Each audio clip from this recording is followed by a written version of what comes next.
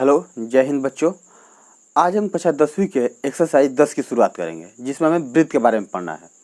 तो हम चैप्टर शुरू करने से पहले हम वृत्त के बारे में पढ़ेंगे और उस चैप्टर में हमें कौन से सूत्र की जरूरत पड़ेगी, हम वो एक जगह एकत्रित करेंगे।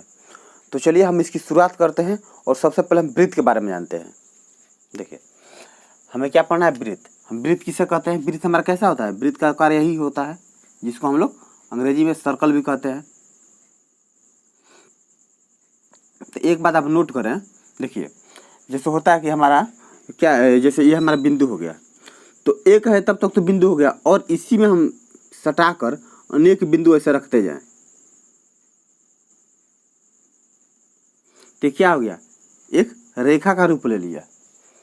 तो इससे क्या सिद्ध हो रहा है कि हमारा रेखा क्या है? ऐसा अगर कोई रेखा खींच दे रहा है तो इसका मतलब क्या है? ये रेखा क्या है? हमारा बिंदुओं का संग्रह है, बिंदुओं का संग्रह है। ऐसे ही अगर हम देखिए, बिंदुओं का संग्रह हो जा रहा है ना, इसमें लाखों बिंदु है और उन्हीं बिंदुओं से एक रेखा का निर्माण हुआ है। इसी प्रकार हमारा वृत्त भी क्या है? एक बिंदुओं का संग्रह है क्या? आकृति इसका गोल है। अगर आप इसको यहाँ से काट दें और इसको सीधा फैलाएं तो यही तो होगा, एक रेखा हो जाएगा जिसे हमने गोल किया है और वो उसने वृत्त का आकृति ले लिया है। ये हमारा वृत्त हो गया। तो अगर वृत्त का हमें डिफिनेशन देना हो तो क्या बोलेंगे हम? या तो ऐसे बोलेंगे कि गोल आकृति को हम लोग वृत्त कहते हैं, या एक बिंदु से निश्चित दूरी पर स्थित बिंदुओं को संग्रह को हम लोग वृत्त कहते हैं। तो देखिए, ये हमारा वृत्त हो गया। अब देखिए, ये हमारा क्या हो गया? केंद्र हो गया। इसको हम लोग केंद्र बोलते हैं, केंद्र से अगर इसको हम O मान लें तो केंद्र से परिधि तक की दूरी को हम लोग त्रिज्या मानते हैं।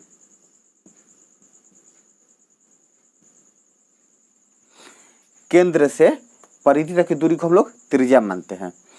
इसको हम लोग जीवा बोलते हैं, और इसका नाम अगर हम A और B रख दें तो जीवा हमारा क्या हो जाएगा? A और B। अभी इसमें रह गया दो चीज। एक हो गया हमारा व्यास।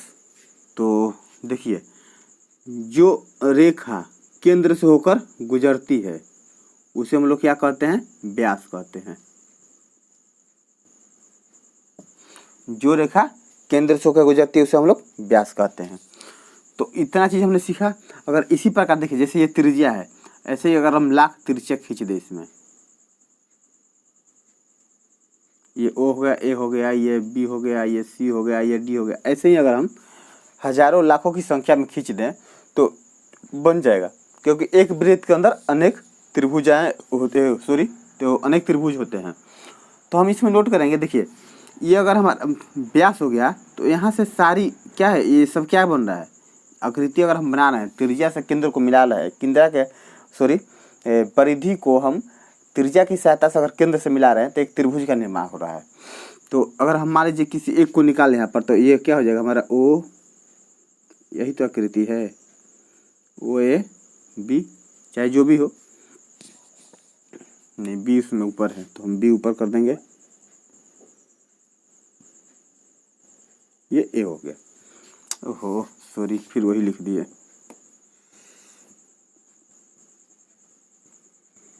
देखिए, ये हमारा ऐसा है त्रिभुज है। तो आप बोलेंगे कि जब ये हमारा गोला है तो हम त्रिभुज बनाएंगे तो ये तो हमारा सीधा होगा नहीं। तो नहीं बच्चों, बात ऐसा है कि हम लोग इसको बहुत छोटा रूप लिए हैं। हमने दर्पण में पढ़ा है कि जब हम दर्पण सूत्र सिद्ध कर रहे थे तो हमने क्या माना था? केंद्र को कि वो बहुत ही नज़दीक है। वैसे ही यहाँ पर ये जो है ना, ये बहुत ही नज़दीक है इसके।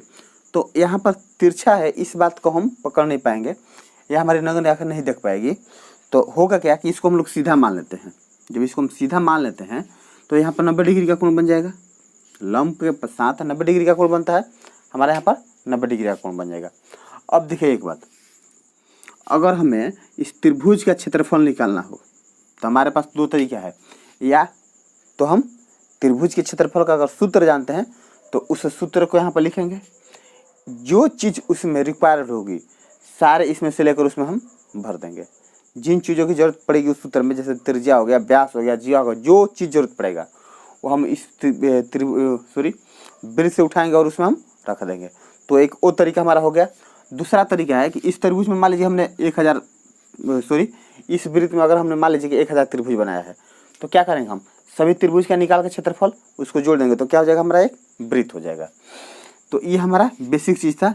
अब देखिए अब यहाँ पर हम क्या है, यहाँ पर हमारा त्रिभुज बन रहा है, यहाँ पर भी बन रहा है, यहाँ पर भी बन रहा है, यहाँ पर भी बन रहा है। तो सबसे पहले हम वृत्त का हमने परिभाषा क्या बताया कि बंद आकृति को हम लोग वृत्त कहते हैं, या किसी एक बिंदु से निश्चित दूरी पर स्थित बिंदुओं के संग्रह को हम लोग वृत्त कहते हैं। यहाँ तक क्लियर हो गया। तो चलिए यहाँ पर हम लिख ही दे रहे हैं।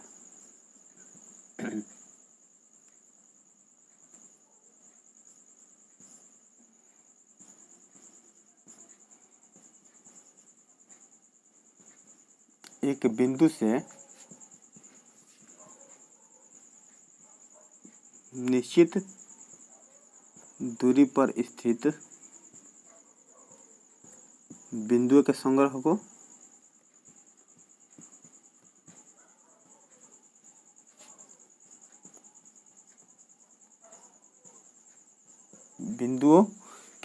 को वृत्त कहते हैं।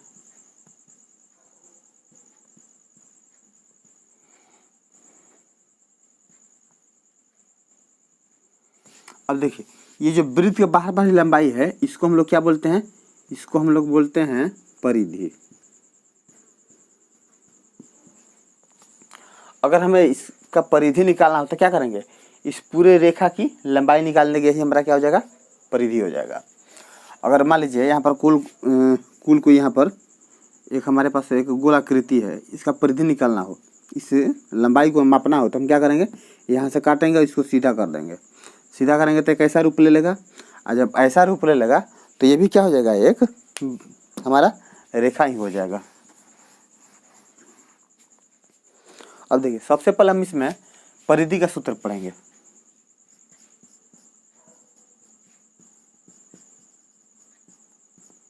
परिधि बराबर होता है 2 पाई r। वृत्त के परिधि का सूत्र क्या होता है, 2 पाई r। अब आपको सारे सूत्र को एकत्रित करते चलना है। इसके बाद जहाँ पाई इज इक्वल टू होता है 22/7, एक मान होता है, और दूसरा मान होता है 3.1416, ये होता है आर्यभट्ट के अनुसार।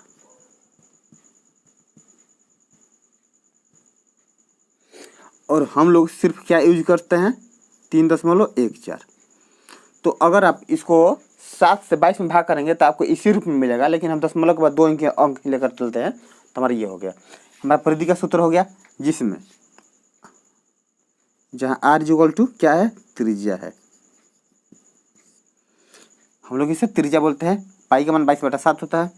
अब हमारा नेक्स्ट है, यहाँ तक अगर हमें नहीं उम्मीद है कि आप लोग को दिक्कत होगा, तो देखिए एक होता है वृत्त का क्षेत्रफल, यहीं पर लिख दें। चलिए तो कोशिश करते हैं। वृत्त का क्षेत्रफल बराबर होता है पाई r स्क्वायर। अब देखिए अगर हम चाहें तो वृत्त के क्षेत्रफल के सूत्र को सीधे भी कर सकते हैं। हम करेंगे क्या, या तो अगर सूत्र पता है तो इसमें सारे वैल्यू हम पुट कर देंगे तो हमारा वृत्त का क्षेत्रफल निकल जाए, या ये जितने भी त्रिभुज बने हैं खाना में, इनको क्या करेंगे हम सबका त्रिभुज निकाले, सभी त्रिभुज का क्षेत्रफल निकाल कर हम जोड़ देंगे, तो क्या हो जाएगा, हमारा एक गोलाकार आकृति हो जाएगा। अब देखिए हम किसी एक त्रिभुज के लेकर चल रहे हैं, तो अगर हम ए बी को लेकर चलें, तो अगर ए बी निकालना हो हमें, क्योंकि देखिए ये क्या है, यहाँ पर ये आ रहा है, ये भी आ रहा है, ये भी आ रहा है, अच्छा तो ये भी आ रहा है और ये भी आ रहा है, तो हम क्या करेंगे, वृत्त का क्षेत्रफल। अब हमें क्या निकालेंगे, अगर हम एक त्रिभुज का क्षेत्रफल लंबाई, देखिए वृत्त का क्षेत्रफल निकालने के क्या जरूरत पड़ेगा हमें, उसका सूत्र होता है 1/2 गुना आधार गुना शीर्षलंब। तो 1/2 तो हमारे पास है, और आधार भी है, और शीर्षलंब हमें ज्ञात करना है। तो शीर्षलंब हमारा क्या है, इसमें ए बी है, ए बी हमने ले लिया। अब ए बी बराबर देखिए इतना दूर अगर निकालना हो तो क्या करेंगे, हम पूरे वृत्त के परिधि में इतना से भाग कर देंगे, हमारा एक भाग आ जाएगा। तो पूरा परिधि क्या है हमारा, 2 पाई r बटा में। अब ये कितना संख्या ये हमें पता नहीं है, तो हमें ये क्या है, नंबर्स पता नहीं, तो क्या करेंगे हम यहाँ पर n लिख देंगे, अपने से हम क्या करेंगे n लिख देंगे। अब देखिए हम हमारा ये तो हो गया। अब हम नेक्स्ट क्या करेंगे कि हमें सूत्र सिद्ध करना है ना। चलिए यहाँ पर कोशिश करते हैं।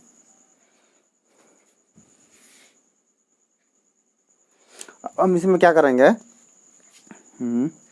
देखिए अगर एक चीज़ देखें तो ये भी हमारा क्या है, ये भी इसमें हमारा इसका ऊंचाई तो है त्रिभुज का या शीर्षलम, तो h बराबर हम क्या लिख सकते हैं 2πr डिवाइडेड बाई n।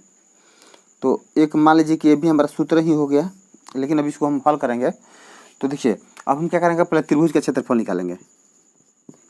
त्रिभुज का क्षेत्रफल बराबर क्या होता है सूत्र, 1/2 गुना आधार गुना शीर्ष लंब। आपको दिखाई दे रहा है इतना छोटा छोटा, एक मिनट थोड़ा चेक कर लें। नहीं, थोड़ा आपको देखने में दिक्कत हो रहा है, हम थोड़ा बड़ा बड़ा लिखते रहे हैं।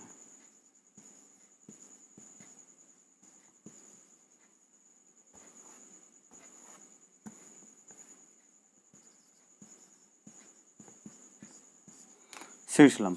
अब देखिए हमें त्रिभुज का क्षेत्रफल निकालना है, तो त्रिभुज का क्षेत्रफल लिख देंगे बराबर 1/2 गुने आधार। तो त्रिभुज ओ ए बी के लिए आधार क्या है हमारा r है, और शीर्ष लंब क्या है h है। इसको हम एक लाइन इसमें और जोड़ दे क्या, यहाँ पर हम लिख दे रहे हैं कि अलग भाग हुआ, यहाँ पर लिख दे त्रिभुज ओ ए बी में। अच्छा, तो ये क्या हो गया हमारा r, ये क्या हो गया r, और ये क्या हो गया h हो गया। तो त्रिभुज का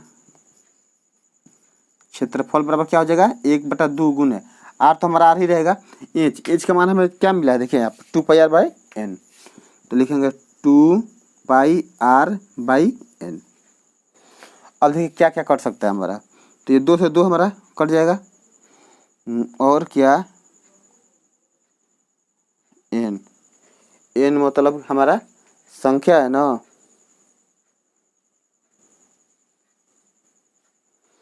तो हमने कुछ गलती किया है क्या, देखिए हम ये तो त्रिभुज के हमारे क्षेत्रफल का सूत्र होता है ना, हम देखिए हम गलती कर दिए, सॉरी बच्चों, हमें अभी ये लाइन लिखना ही नहीं चाहिए था।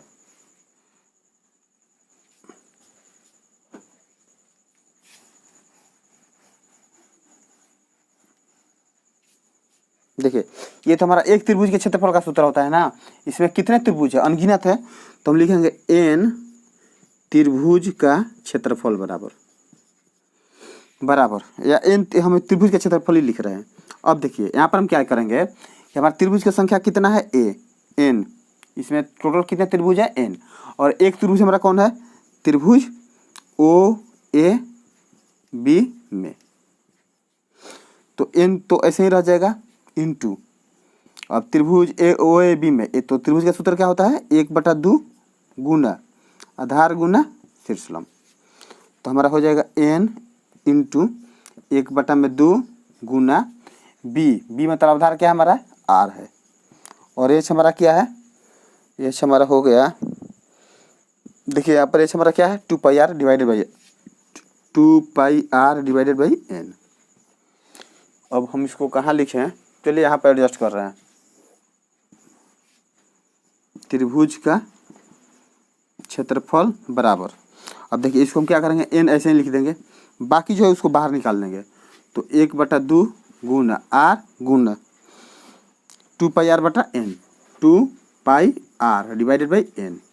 अब इसको हम हल करेंगे तो हमें निकल जाएगा मान, तो क्या हो जाएगा 2 से 2 हमारा कट जाएगा, n से n कट गया, ऊपर क्या बचा पाई r गुना r। तो त्रिभुज के क्षेत्रफल का सूत्र क्या हो गया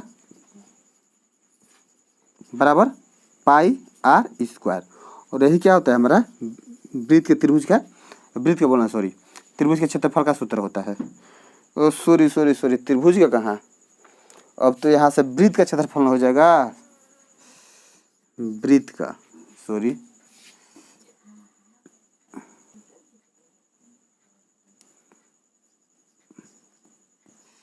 पता नहीं क्या हो गया, आज बहुत ज़्यादा गलती हो रहा है।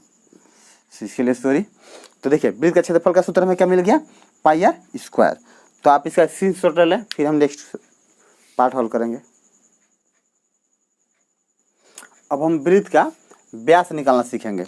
तो देखिए जैसे कि हमने क्या बताया कि वृत्त का व्यास हम लोग किसे बोलते हैं, जो रेखा केंद्र से होकर गुजरती है।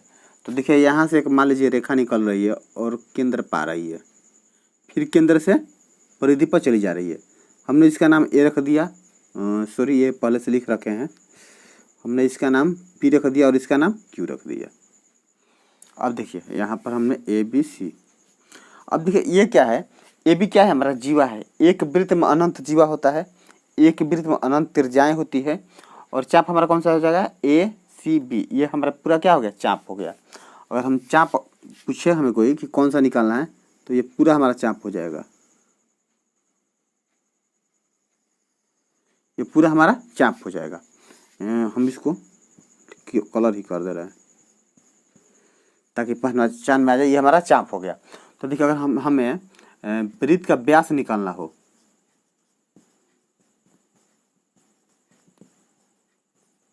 व्यास हम कैसे निकालते हैं, मतलब आधा आधा। तो आधा आधा का मतलब क्या होता है कि देखिए यहाँ पर, यहाँ से ओपी हमारा क्या है, इसको अगर हमें लिखना है व्यास, तो हम क्या लिखेंगे, ओ पी प्लस में ओ क्यू। ओ पी क्या है, यहाँ से अगर यहाँ तक माने तो ये हमारा वृत्त का क्या है, त्रिज्या है, और ये भी वृत्त का क्या है, त्रिज्या है। तो क्या हो जाएगा, R plus R equal to क्या हो जाएगा, 2r। या ये लिखेंगे, या 2r के बदले हम क्या लिख देंगे, सीधा d लिख देंगे, क्योंकि r कितना है, 2 है, तो यहाँ पर हम सीधा d लिख देंगे। ये हमारा क्या हो गया, व्यास हो गया। तो व्यास निकालने का क्या फॉर्मूला है, हम जो दो त्रिज्याएं हैं इसको जोड़ देंगे जो केंद्र से होकर गुजरती है। ये तो हो गया एक वृत्त का व्यास हमारा। अब देखिए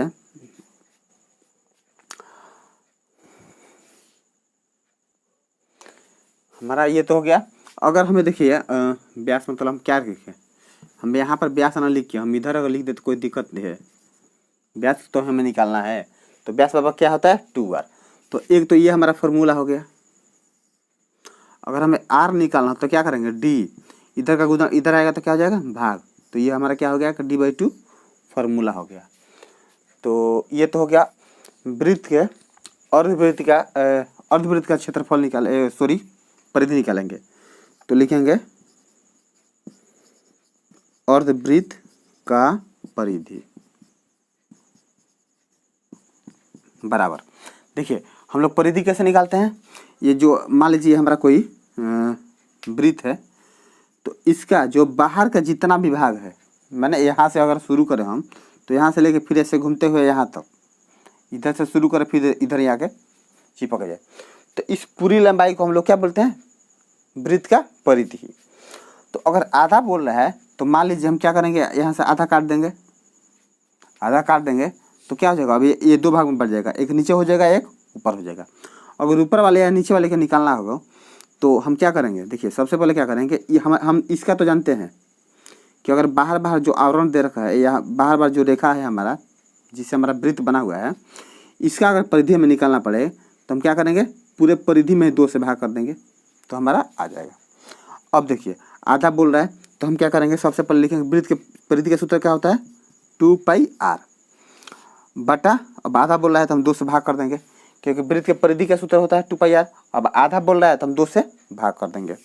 अब इसमें देखिए एक नया चीज़ कि इस आधा वृत्त अगर हम ले रहे हैं, मान लीजिए यहाँ पर ए हो गया, ये बी हो गया, ये सी हो गया, अगर आधा वृत्त हम इसको ले रहे हैं तो जब हम परिधि निकाल रहे हैं तो इसमें 2 चीज़ जुड़ रहा है, एक यहाँ से त्रिज्या जुड़ रहा है और एक यहाँ से त्रिज्या जुड़ रहा है। तो यहाँ पर क्या जुड़ जाएगा, एक त्रिज्या और एक त्रिज्या, दूसरा त्रिज्या जुड़ जाएगा ना, क्योंकि ए भी अर्धवृत्त का ही एक भाग हो जाएगा।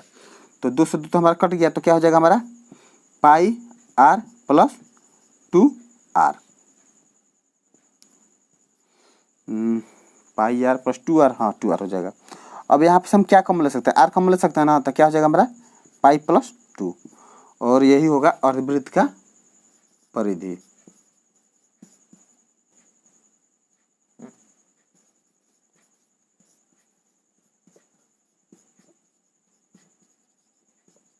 ये हो गया अर्धवृत्त के परिधि का सूत्र। तो आप इसका स्क्रीनशॉट ले लें क्योंकि इसमें अभी भी 2-4 बचा हुआ है, फिर हम नेक्स्ट लिखेंगे। अब हम क्या करेंगे, वृत्त के वलय का क्षेत्रफल या वलय का क्षेत्रफल निकालिए ना। एक मिनट,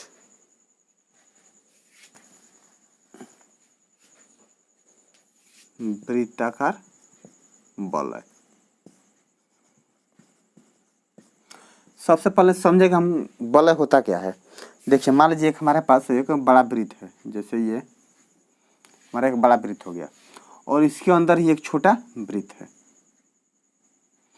तो इसके बीच का जो ये दोनों भाग है हमारा, यही क्या होता है, वलय होता है।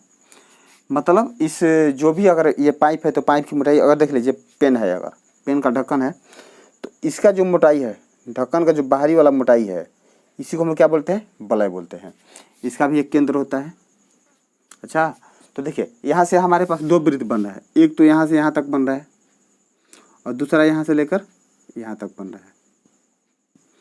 2 वृत्त है, 2 वृत्त है तो 2 त्रिज्या भी होना चाहिए, हमारा 2 त्रिज्या भी हो गया। अगर वलय का क्षेत्रफल निकालना हुआ तो ध्यान से देखिए हम करेंगे क्या। एक सबसे पहले बड़ा वाला जो वृत्त है इसका क्षेत्रफल निकालेंगे, उसमें से छोटे वाले वृत्त का क्षेत्रफल निकाल लेंगे, ऑटोमेटिक हमें ये ब्लैंक जगह मिल जाएगा। अच्छा, तो सबसे पहले चलिए हम वही करते हैं। वृत्ताकार वलय बराबर क्या लिखेंगे हम, बाहरी वृत्त का क्षेत्रफल माइनस आंतरिक चाहे अंदर वाली वृत्त का क्षेत्रफल बराबर। अब बाहरी वृत्त का क्षेत्रफल निकाले तो क्षेत्रफल का सूत्र क्या होता है, पाई। अब इसको हम बड़ा आर मान ले रहे हैं और इसको छोटा आर, क्योंकि त्रिज्या तो ये भी है और त्रिज्या ये भी है। तो हम ये बड़ा वृत्त है इसलिए हमने इसे बड़ा कैपिटल आर मान लिया, ये छोटा वृत्त हमने स्मॉल आर मान लिया। तो यहाँ पे लिखेंगे हम pi r square minus pi r square. अगर हम इसमें से क्या कॉमन ले सकते हैं, पाई, तो क्या हो जाएगा हमारा R square minus R square, और ये होता है वृत्ताकार वलय।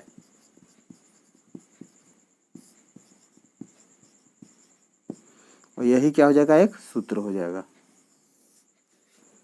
तो आप इसका स्क्रीनशॉट ले लें।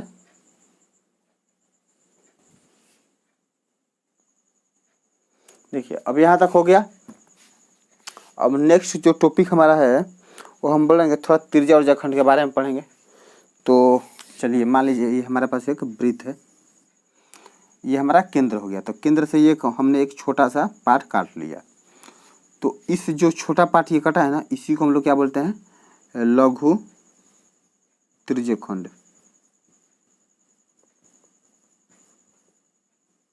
और ये क्या हो जाएगा हमारा, बड़ा है तो इसको क्या हम बोलेंगे, दीर्घ त्रिज्याखंड। तो हमारा क्या हो गया, ये वृत्त 2 भाग में बट गया, एक बड़ा त्रिज्याखंड एक छोटा त्रिज्याखंड। तो अगर इसको हम नामकरण करें, मान लीजिए ये ओ हो गया, ये और ये बी। हम इसको कलर कर दे रहे हैं, या जीवा करना है तो आप इसमें से ऐसे जीवा कर ले। तो अब देखिए हम इसका त्रिज्याखंड का सूत्र निकालेंगे। तो इस भाग, सॉरी ये नहीं लगाएंगे, इसका जरूरत नहीं है, हम इस भाग का त्रिज्याखंड निकालेंगे। तो इसका सूत्र क्या होता है, छोटा त्रिज्याखंड बराबर। अब देखिए छोटा त्रिज्याखंड बराबर या छोटा त्रिज्याखंड का क्षेत्रफल बराबर, दोनों बात एक ही है, बराबर। देखिए यहाँ पर क्या बन रहा है, हमारा कोण बन रहा है। तो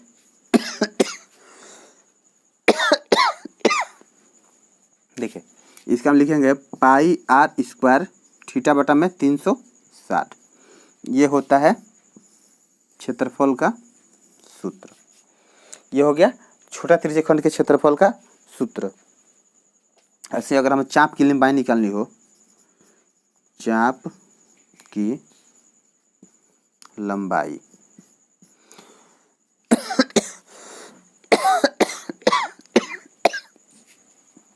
सॉरी बच्चों, इसका सूत्र होता है पाई आर थीटा बटा में 180। 80। ये सारे सूत्र आपको याद करने पड़ेंगे क्योंकि सभी सूत्रों का उपयोग हमें बुक में मिलेगा।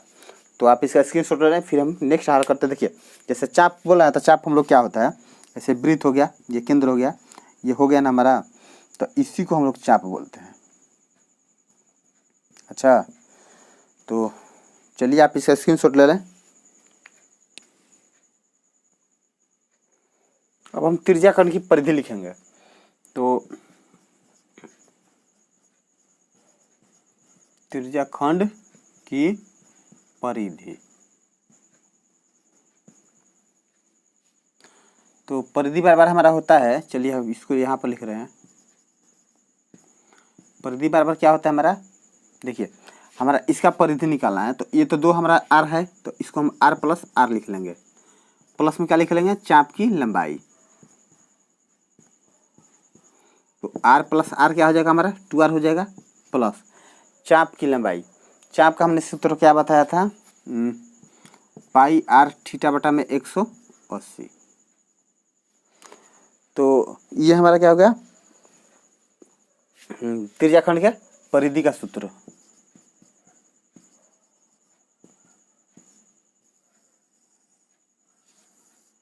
ये हो गया हमारा त्रिज्याखंड के परिधि का सूत्र। अब नेक्स्ट है एक वृत्तखंड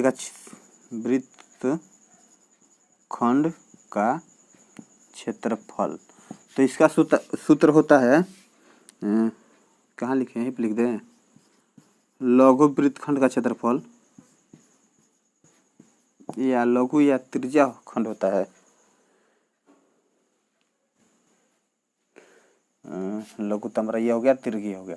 लघु वृत्तखंड का क्षेत्रफल माइनस 1/2 गुने आर स्क्वायर साइन थीटा, ये होता है सूत्र। तो अब देखिए लघु वृत्तखंड का क्षेत्रफल का सूत्र क्या होता है, पाई आर स्क्वायर थीटा बटा में 360 माइनस 1/2 गुने आर स्क्वायर साइन थीटा, ये होता है वृत्तखंड के क्षेत्रफल का सूत्र।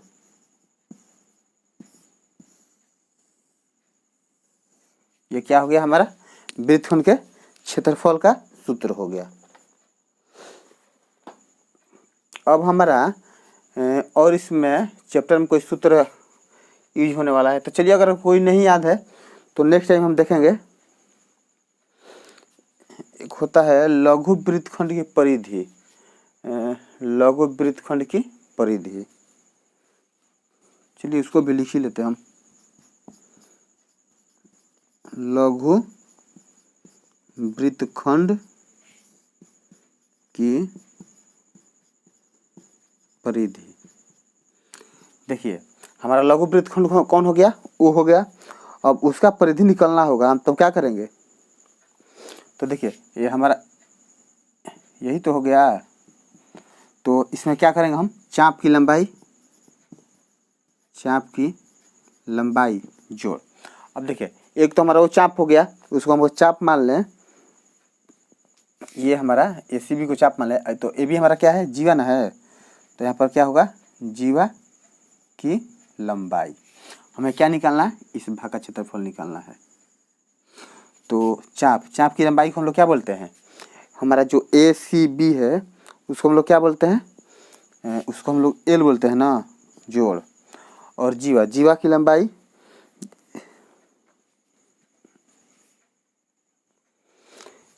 चाप, इसके बाद हमारा, अरे सॉरी उल्टा लिख दिए, चाप की लंबाई का सूत्र क्या होता है, पाई आर थीटा बटा में 180, और जीवा की लंबाई का सूत्र क्या होता है, एल।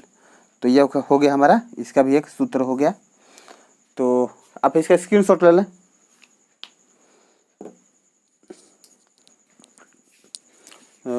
हमने अपने स्तर से कोशिश की आपको हर एक पॉइंट बताएं। उम्मीद करते हैं कि सारे सूत्र इसमें आ गए होंगे। अगर कोई सूत्र छूटा होगा तो चलिए हम सवाल हल करने के दौरान जो भी सूत्र मिलेगा हम आपको लिख कर देते जाएंगे। और ऐसे अधिकतर सूत्र बुक में दिया रहता है, तो आप बुक को भी पढ़ें। और आज के लिए बस इतना ही रखते हैं। नेक्स्ट टाइम हम आपसे मिलते हैं अगले चैप्टर के लिए। हमने पहले सूत्र का कलेक्शन इसलिए किया है ताकि हम जब हमारा अपना प्रश्न हल करें तो उस समय हमें कठिनाई ना हो। तो आज के लिए बस इतना ही रखते हैं, नेक्स्ट टाइम आपसे मिलते हैं नए एक्सरसाइज के साथ। तब तक के लिए धन्यवाद।